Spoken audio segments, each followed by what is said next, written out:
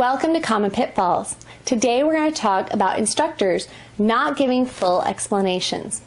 So what I mean by this is when they're cueing the client through an exercise or telling them what to do or how to do it, they're not giving them all the information that they need.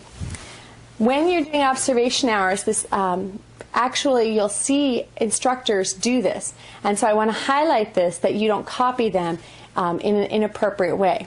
So when you're doing an observation hour, if you see a client that is being taught something and the instructor is not giving a full explanation, maybe they say something really shorthand like, remember the bow. You may not understand what the bow means, but the instructor has in previous lessons explained what that means, and now they're just referring back to that. So you want to make sure that when you're teaching that you give them the base foundation of what that means before you just expect it and you just say it. And this is very, very important. A lot of times this happens in just basic things like feel your core, and you haven't told them what the core is or what it should feel like or where it is or how they get it to work.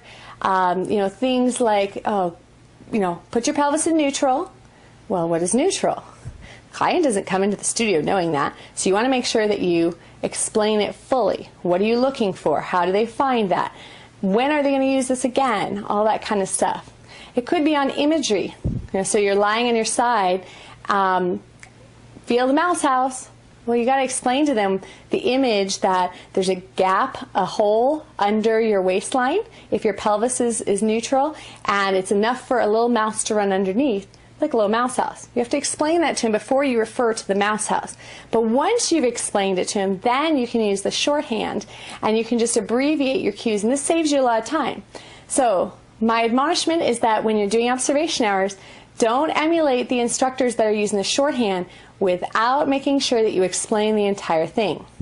All right, so if you see something work, make sure you explain the entire thing in order for it to work for you as well.